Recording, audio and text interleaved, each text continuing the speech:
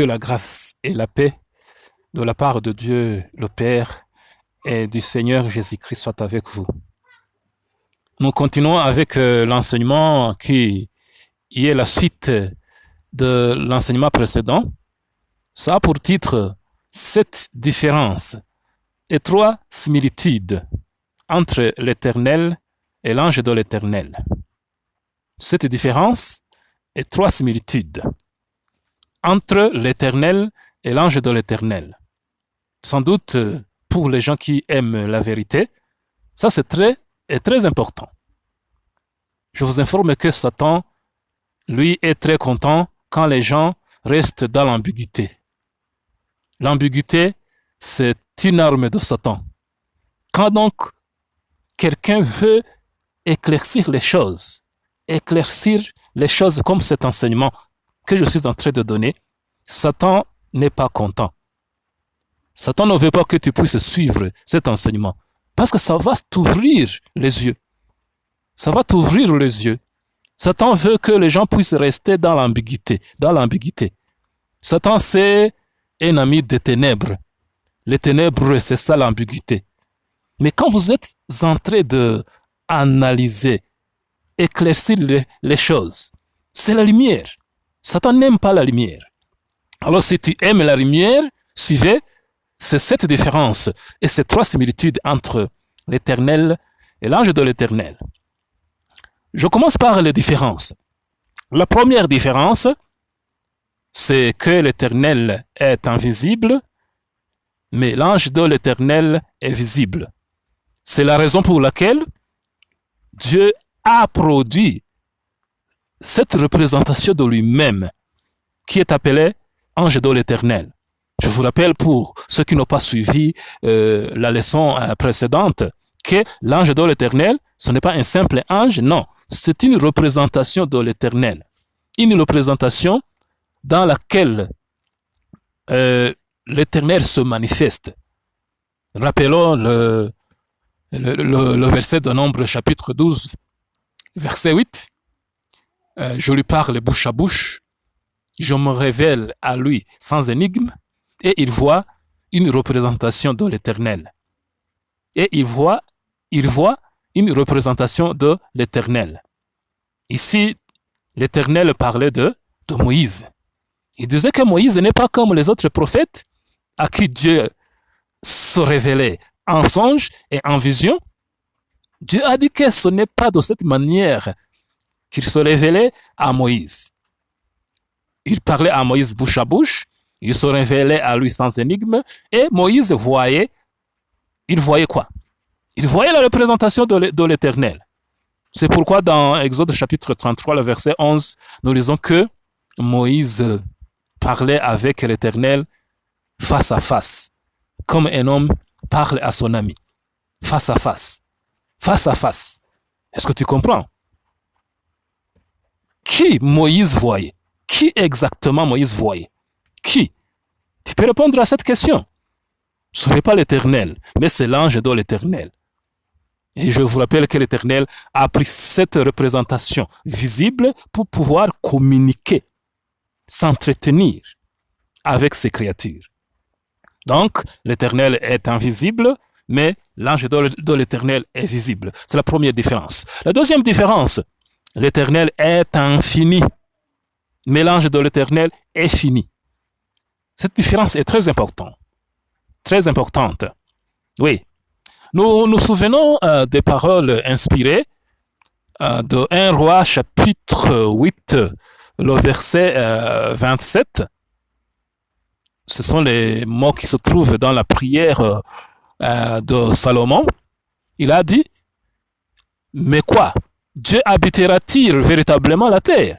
Voici, les cieux et les cieux des cieux ne peuvent te contenir. Combien moins cette maison que je t'ai bâtue? Les cieux et les cieux des cieux ne peuvent te contenir. Les cieux et les cieux des cieux ne peuvent pas contenir Dieu. Est-ce que vous saisissez cela? Les cieux et les cieux des cieux ne peuvent pas contenir Dieu. C'est pourquoi j'ai dit que l'Éternel est infini. Il est infiniment grand. Infiniment grand. de manière à ce que les cieux et les cieux des cieux ne peuvent le contenir. Mais l'ange de l'Éternel n'était pas comme ça, il était fini. Donc, il a pris l'Éternel, il a pris cette représentation, la représentation qui est visible, qui est finie. Comprenez-vous cela? Dans l'enseignement précédent, j'ai comparé l'Éternel à un océan et l'ange de l'Éternel à un tonneau contenant l'eau de l'océan. Sans doute, si on vous dit est-ce que l'océan et le tonneau sont égaux, l'océan et le tonneau ne sont pas égaux. Ils sont très différents. L'océan est très grand, infiniment grand, mais le tonneau est petit. Le tonneau est petit. C'est pourquoi nous avons dit que, s'il vous plaît, s'il vous plaît, s'il vous plaît, quand nous parlons de l'Éternel et l'ange de l'Éternel, il faut bien comprendre cela. L'un est infiniment grand, de manière à ce que les cieux et la terre ne peuvent le contenir, mais l'autre est petit. L'autre est fini. C'est pourquoi c'est une représentation visible d'une personne qui est infiniment grand, de manière à ce qu'il ne peut jamais être visible par un homme, pour un homme. Ok, continuons avec la différence 3. La différence 3, c'est que l'Éternel et l'ange de l'Éternel sont deux personnes différentes. Suivez ici. Suivez attentivement. Ils sont deux entités différentes. L'exemple que j'ai donné de l'océan et du tonneau est typique. Même si le tonneau contient l'eau de l'océan, mais l'océan, c'est une entité, le tonneau, c'est une autre entité. Comprenez-vous cela? Et ceci est clair parce que l'Éternel, qui est infini, que les cieux et la terre ne peuvent contenir, ne dites pas qu'il est entièrement dans cet ange. Ne dites pas que l'Éternel est entièrement dans cet ange. Non, non. S'il est entièrement dans cet ange, donc il n'est pas infini. Il n'est pas infini. Si les cieux et la terre ne peuvent contenir Dieu, si les cieux et les cieux des cieux ne peuvent contenir Dieu, comment est-ce que tu peux dire que Dieu est contenu entièrement dans le corps angélique de cet ange? Ce n'est pas possible. Ce n'est pas possible. C'est comme on ne peut pas mettre tout l'océan dans un tonneau. Est-ce que c'est possible? Dites-moi, peux-tu mettre tout l'océan dans un tonneau? Ce n'est pas possible. Alors, si tout l'océan ne peut pas être dans un tonneau, vous mettez une partie de l'eau de l'océan dans le tonneau. Sans doute, à ce moment-là, il y a des entités. Obligatoirement, il y a deux entités parce que l'océan reste l'océan, même s'il y a une partie de l'eau de l'océan qui est dans le tonneau. Il y a donc le tonneau, c'est une entité, l'océan, c'est une autre entité. Ils sont donc deux. Ils sont deux.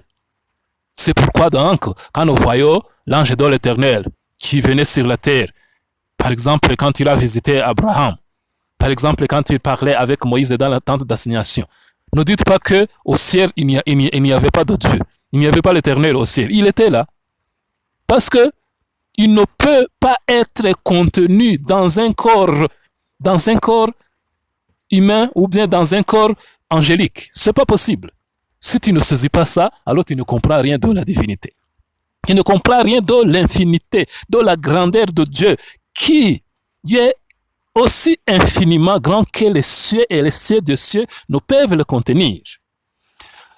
Nous arrivons à la différence 4. La différence 4, c'est l'appellation. L'appellation.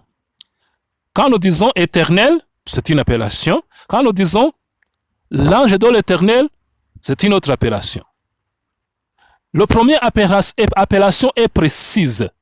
Quand nous disons l'Éternel, c'est précis. Il y a un ser éternel. Il n'y a pas d'ambiguïté. Mais quand nous disons l'ange de l'Éternel, c'est vague. C'est vague. C'est ambigu. C'est vague, c'est ambigu. Pourquoi c'est ambigu? Parce qu'il y a les autres anges de l'Éternel. Tous les anges que l'Éternel a créés, ce sont les anges de l'Éternel. Ce sont les anges de l'Éternel. Gabriel, est l'ange de qui? Dites-moi. Gabriel est l'ange de qui? C'est l'ange de l'Éternel. Michael, c'est l'ange de qui? C'est l'ange de l'Éternel. Tous les autres anges du ciel, ce sont les anges de qui? Ce sont les anges de l'Éternel. Vous voyez que l'appellation ange de l'Éternel est vague. C'est vague. C'est vague. Parce qu'il y a aussi les autres anges de l'Éternel qui ne sont pas cette représentation visible de l'Éternel. S'il vous plaît. S'il vous plaît. C'était la quatrième différence. Nous continuons avec la cinquième différence. C'est l'appartenance. L'appartenance. L'Éternel n'appartient à personne. On ne peut pas dire l'Éternel de qui? Non. L'Éternel n'appartient à personne. Mais cet ange appartient à l'Éternel. C'est pourquoi il est appelé ange de l'Éternel. Le mot de signifie appartenance. Signifie que c'est un ange qui appartient à l'Éternel. Il y a même les gens qui ne comprennent pas, qui n'ont pas bien analysé. Je vais vous aider à analyser. Quand nous disons l'ange de l'Éternel, par exemple, Michael est l'ange de l'Éternel. C'est-à-dire qu'il appartient à l'Éternel. Gabriel, c'est l'ange de l'Éternel, oui ou non? Pourquoi? Parce que c'est l'Éternel qui l'a créé, qui l'a produit. Il appartient à l'Éternel. C'est pourquoi en anglais on dit the angel of the Lord. Of, ça signifie qu'il appartient. Par exemple, en Swahili, si vous connaissez le Swahili, nous disons Maraika wa Bwana, wa. Le mot wa signifie qu'il appartient. Il appartient à. Comprenez-vous cela? Et c'était la cinquième différence. Arrivons à la sixième différence. La sixième différence et la septième différence sont très importantes. Suivez bien, suivez attentivement. L'Éternel est dès l'éternité. L'Éternel est depuis l'éternité. C'est-à-dire qu'il n'a ni commencement, ni fin. Il n'a pas eu de commencement. Mais l'ange de l'Éternel a eu un commencement. Il a été produit après. Suivez attentivement. Suivez mes amis, suivez mes frères, suivez mes sœurs. Si vous ne voulez pas analyser l'Éternel et l'ange de l'Éternel, vous ne comprenez rien de la divinité, mes amis. Vous êtes dans l'ambiguïté, vous êtes dans les ténèbres et Satan va vous prendre et va vous conduire dans des erreurs plus grandes. L'ange de l'Éternel a eu un commencement parce qu'il a été produit, été produit après. Vous dites, il a été produit après. Oui, il a été produit après. C'est-à-dire que éternellement, l'Éternel n'était pas avec cette représentation. Non. Il a produit cette représentation pour une raison. Et il a produit cette représentation de lui-même pour une cause quelconque. Je voudrais te poser la question. Quelle est la raison par laquelle ou pour laquelle Dieu a produit cette représentation de lui-même? Quelle est la raison? Quel est le motif? C'est pour s'y manifester. Parce qu'il est invisible. Il a produit une représentation de lui-même pour s'y manifester. C'est pourquoi c'est la représentation de l'Éternel. Sans doute, ne dites pas que cette représentation existait internellement avec l'Éternel. Non. Comprenez-vous cela? Saisissez-vous cela? Il m'est difficile de prononcer ça. Saisissez-vous cela? Nous continuons avec la différence 7, qui est aussi très importante. L'Éternel n'est pas une créature. Tout le monde est d'accord, absolument d'accord avec ça, parce qu'il est de l'éternité. Mais l'ange de l'Éternel est une créature. Suivez attentivement. Ce point, c'est le plus important parmi les 7 différences que je viens de citer. L'ange de l'Éternel est une créature. Mais il y a les gens maintenant qui peuvent courir, dire je ne vais pas écouter ça, je cours. Non, l'ange de l'Éternel, ce n'est pas une créature. Il commence à crier. Attendez, raisonnons ensemble. Dieu n'aurait pas le raisonnement. Dieu n'aurait pas le raisonnement. C'est Satan qui est le raisonnement. Parce que Satan aime les ténèbres, Satan aime l'ambiguïté. Dans l'ambiguïté, dans les ténèbres, il n'y a pas de raisonnement. Quand vous commencez à raisonner, donc, vous allez chasser les ténèbres, vous allez chasser l'ambiguïté.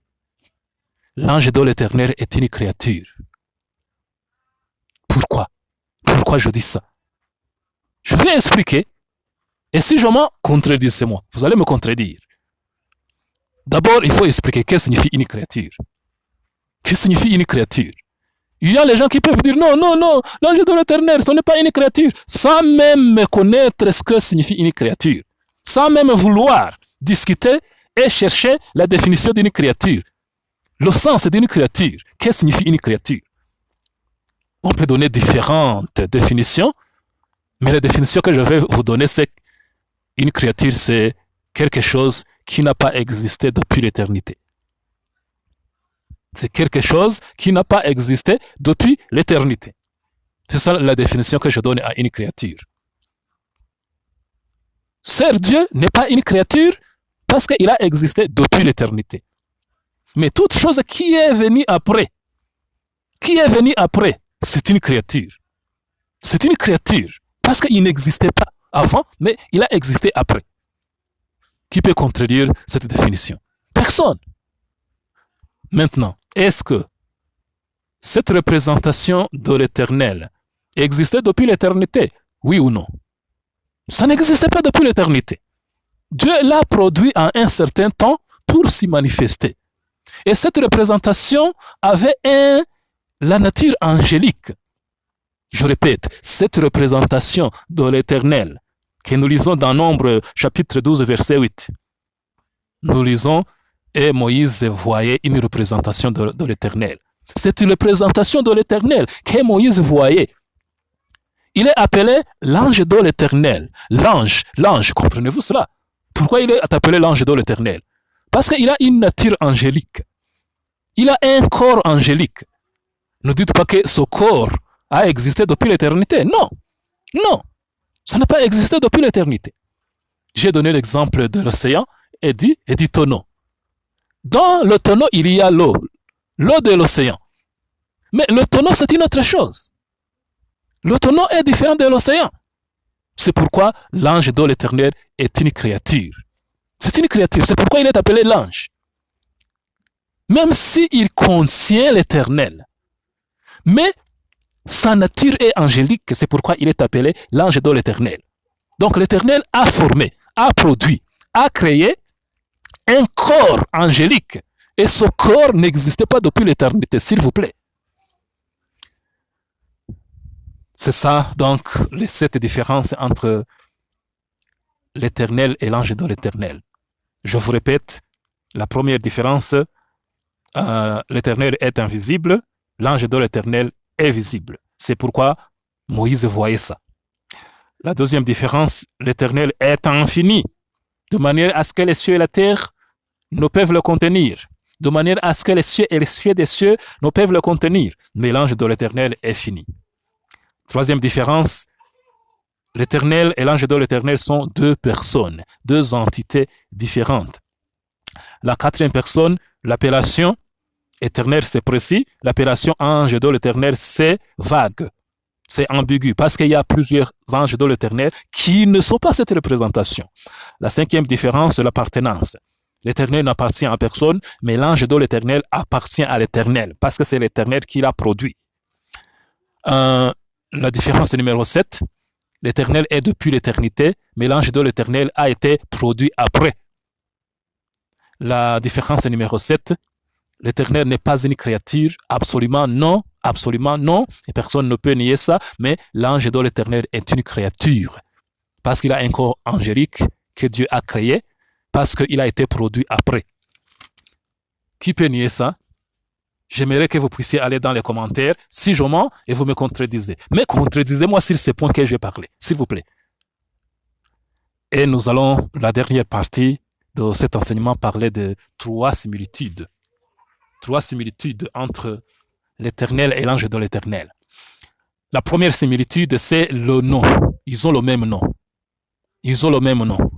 C'est pourquoi nous lisons dans Exode chapitre 33, le verset 11, et l'Éternel parlait à Moïse face à face, comme un homme parle à son ami. L'Éternel qui parlait à Moïse face à face, c'est qui? Ce n'est pas cet Éternel que le ciel et les cieux de cieux ne peuvent pas contenir. Non, c'est cette représentation de l'Éternel. C'est l'ange de l'Éternel qui est appelé Éternel.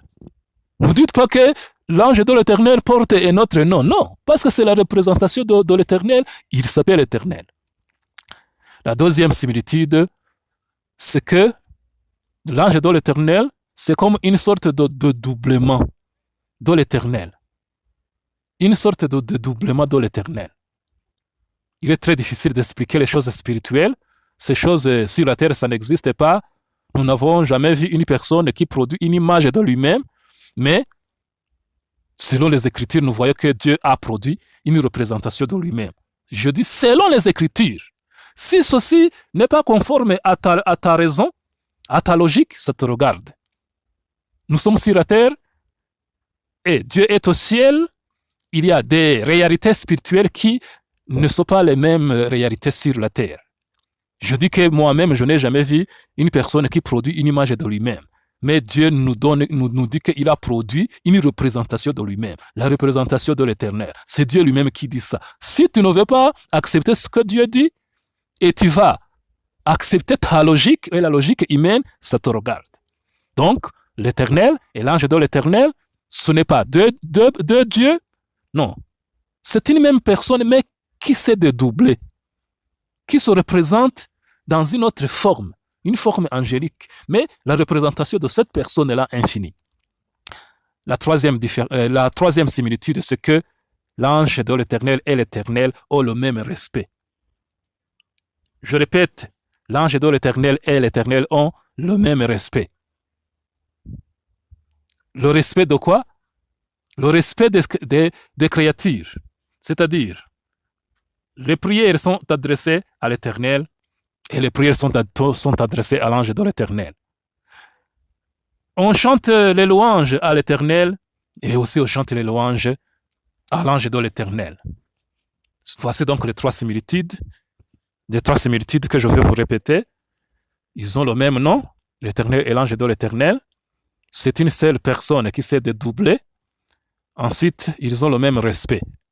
Et c'est à cette écriture que sur laquelle je vais m'arrêter, de Genèse chapitre 48, le verset 15 et 16.